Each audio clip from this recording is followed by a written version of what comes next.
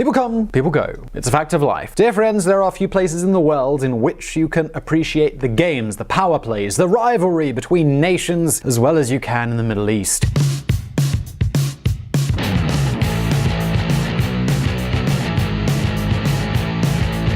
Without a doubt, this is a region that has become one of the greatest chessboards of international politics. And it makes sense when you think about it. They have all of the essential elements. The Middle East is located at the crossroads of 3 distinct continents. It's the largest source of hydrocarbons in the world. It's an enclave through which a great deal of international trade passes, and it's the heartland of one of the biggest religions on the planet. And that's not even mentioning that it's got a huge piggy bank.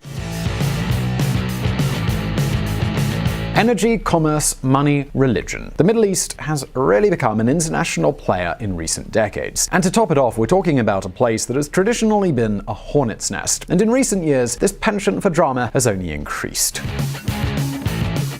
The truth is that today you would be hard-pressed to find a more conflictive place in the world. And no, I'm not exaggerating. Take a look at the historic conflicts between Israel and Palestine. In recent years, we could add the war in Syria and the war in Yemen to the list. And let's not forget the chaos that the Islamic State caused when its leader Abu Bakr al-Baghdadi declared the restoration of the caliphate and invaded much of Iraq and Syria. But it doesn't end there. In addition, the Gulf Cooperation Council has been fractured by the growing conflict between Qatar and the United Arab Emirates and Saudi Arabia, a conflict that has ended in the rupture of almost all relations between the countries and a savage blockade. Then there's the Iran Cold War, Iraqi Kurdistan trying to proclaim its self-determination, and Erdogan's Turkey facing off against NATO and invading Syria. In other words, there are conflicts galore, of all sizes and all colors. If you want to fight, you know where to find it. However, all of this chaos is hiding a very important change that has slowly begun in the Middle East. You see, in recent decades, the great American empire has had a very strong hand in controlling the region. But now, silently and without attracting attention, things are beginning to shift. And all because another empire is on the scene. Now both empires are fighting for control of the Middle East using very different strategies. So listen up.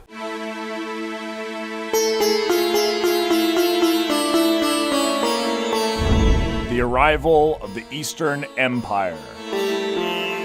In 2016, the Chinese government published the Arab Policy Paper, its first political strategy document for the Middle East. Here on VISUALPolitik, we've been telling you for a long time how the Chinese government is slowly unfurling its tentacles across the entire planet. But we've also told you that the growth of the Chinese economy is slowing down, which has forced China to curb its investments abroad. This has happened elsewhere in the world, except for one place, the Middle East, and there's a very good reason for this.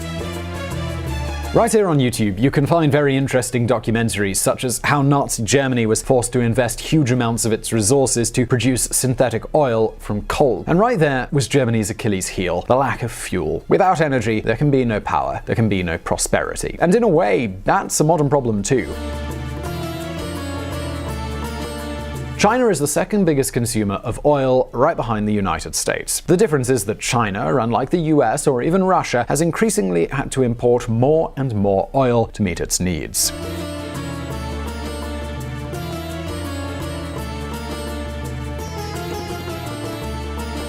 To give you an idea, today, half of the oil that China consumes comes from the Middle East.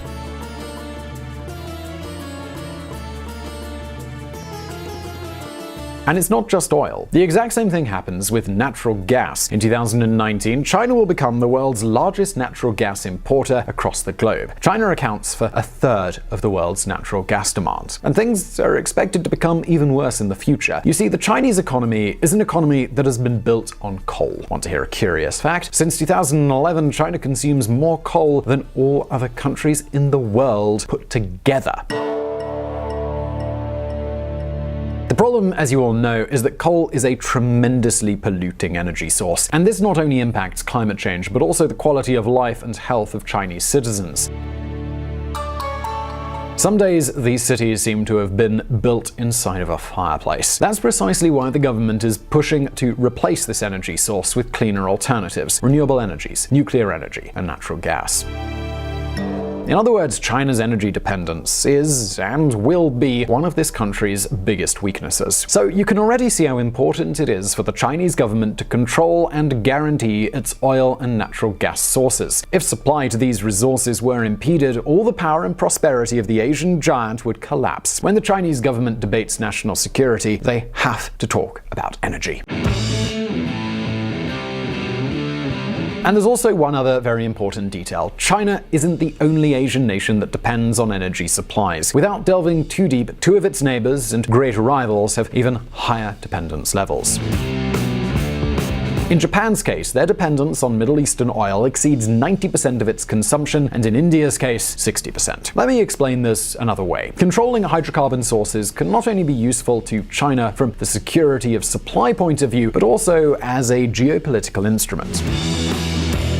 And of course, when all this depends largely on a region riddled with so many problems, well, let's just say that Beijing understood it was high time to get a foothold in the Middle East. Even more so if we consider that the country with the most influence over this region right now is its biggest rival, the United States.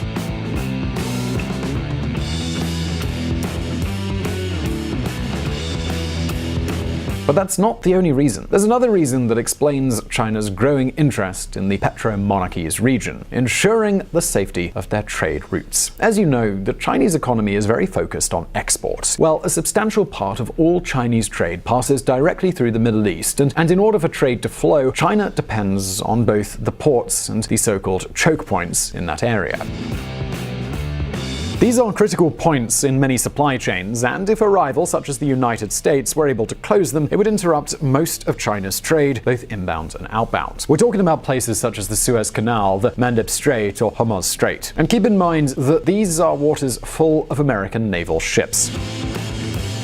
Right now, this scenario doesn't seem likely, but it's a risk that the Chinese authorities are already considering. For these two reasons, the Middle East has become a level 1 priority for the Chinese government. But at this point, the question that pops up is, well, how does the Chinese government want to do this? What is the Chinese government doing to expand its influence in this region?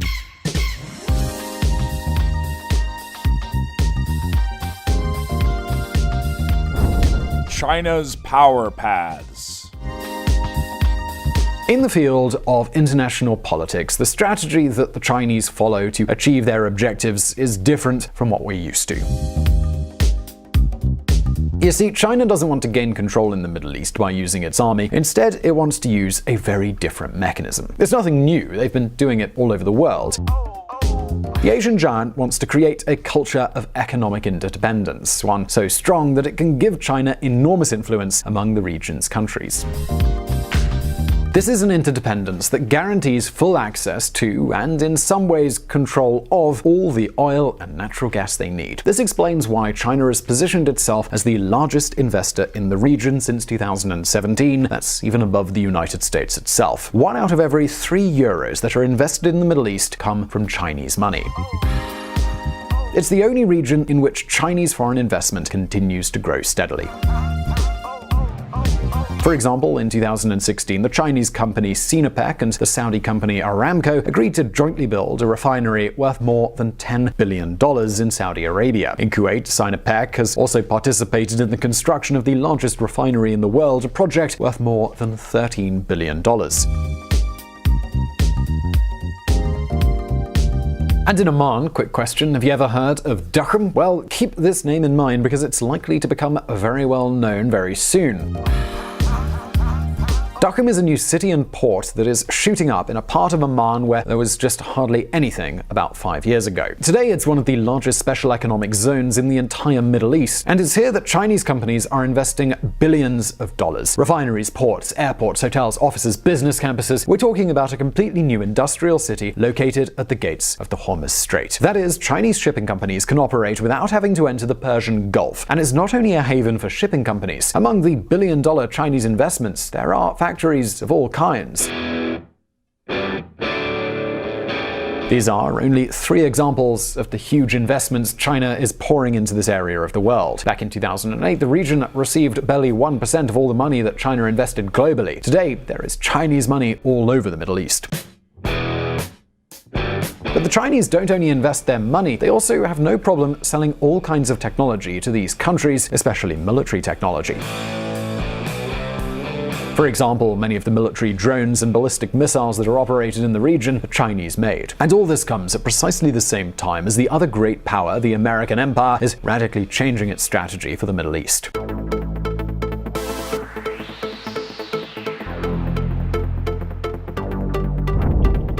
The escape route.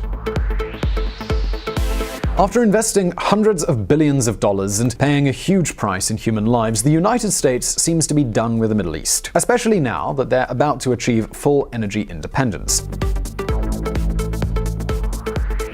Between 2004 and 2007, the United States imported about 12 million barrels per day, but this figure has decreased to just over 2 million by 2017. That is, oil imports have decreased by 80%. What's more, according to the International Energy Agency, it'll only be a matter of a few years until the United States becomes a net exporter of oil and natural gas. It's set to become quite the competitor to the Gulf petro monarchies. Well, the situation is that the Obama administration had already announced its intention to decrease the United States' presence in the Middle East and to prioritize the Asia-Pacific region. Meanwhile, one of Donald Trump's greatest promises ran along the same lines. Does the USA want to be the policeman of the Middle East, getting nothing but spending precious lives and trillions of dollars protecting others who, in almost all cases, do not appreciate what we are doing? Do we want to be there forever? Time for others to finally fight. Donald Trump. To achieve this, the Trump administration has a plan to delegate power, to leave the responsibility in the hands of two close allies, a military leader and a political leader. I'm talking about Israel and Saudi Arabia.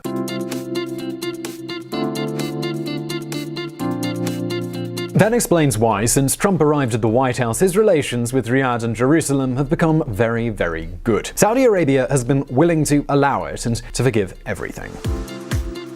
A blockade against the country where the United States has its largest military base in the region? Go ahead. Donald Trump tweets support for blockade imposed on Qatar. Congress wants to veto the sale of weapons to Saudi Arabia so they won't use them in the Yemen war. We'll be having none of that. Donald Trump vetoes bills prohibiting arms sales to Saudi Arabia. The Saudi authorities kill a journalist who worked for the Washington Post? Well, let's just look the other way, shall we? Trump defends Saudi Arabia ties despite Khashoggi murder. Riyadh is asking you to take care of their air defense? No problem at all. U.S. to send more forces to Saudi Arabia despite Trump's pledge to reduce Middle East presence. But the big question is, well, why? Well, that's because it would be a great political success for Trump to get out of the Middle East and to foster a peace agreement between Israel and Palestine, which all American presidents since Jimmy Carter have tried to do. But hold on a minute, because, well, what does Palestine have to do with any of this? Well, it looks like the Trump administration wants to present a peace agreement before the next elections. A peace agreement that, for the first time, could be backed by the neighboring Arab countries, which would force the Palestinian authorities to accept it. That, at least, is Trump's idea. Anyway, as you can see, some want to hop off and others want to hop on. Two different models to control one of the most strategically important regions on the planet. The questions remaining are, will Trump's model to control the Middle East work, or will it end up being locked out of an emerging Chinese domain? Will all these actions from the big powers be good for the region's stability, or will they only add fuel to the fire of old conflicts? Well, leave your answer in the comments below. I really hope you enjoyed this video. Do hit that like button if you did. Brand new videos every week, and don't forget to check out our friends at the Reconsider Media podcast who provided the vocals in this episode that were not mine. Also, this channel is possible because of Patreon and our patrons on that platform. Please consider joining them and supporting our mission of providing independent political coverage. And as always, I'll see you in the next video.